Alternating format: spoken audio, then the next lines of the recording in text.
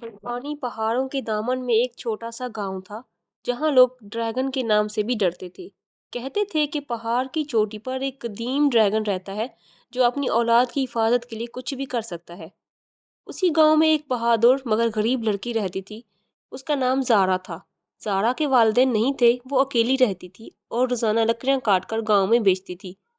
एक दिन जारा ने बूढ़ों से सुना कि अगर कोई ड्रैगन का अंडा ले आए तो वो सारी जिंदगी अमीर हो जाता है। ये बात ज़ारा के दिल में बैठ गई। गुर्बत ने उसे मजबूर कर दिया और उसने एक खतरनाक फैसला कर लिया।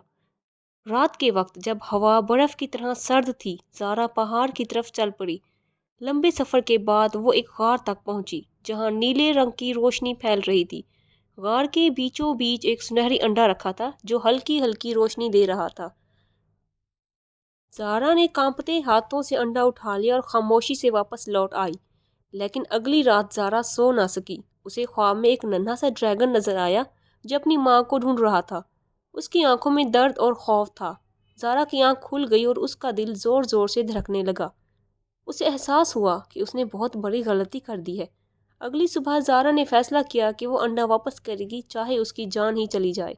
वो दोबारा पहाड़ पर गई। इस बार जब वो गार के करीब पहुंची तो जमीन लरजने लगी।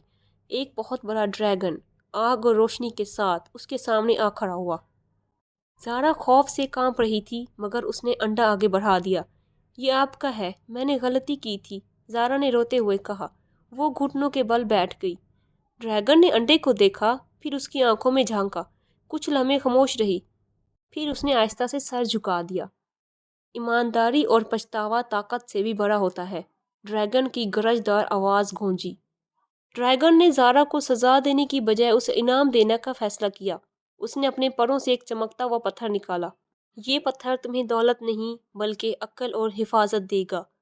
जहां भी जाओगी खौफ तुम्हें छू नहीं सकेगा, ड्रैगन ने कहा। ज़ारा ने पत्थर लिया और वापस गांव आ गई। उसके बाद उसकी जिंदगी बदल गई। वो अमीर नहीं बनी मगर उसका दिल मुतमईन था और गांव के लोग उसकी इज्जत करने लगे। और पहाड़ पर रहने वाला ड्रैगन आज भी वहाँ है, मगर अब वो ज़ारा को अपना दोस्त कहता है।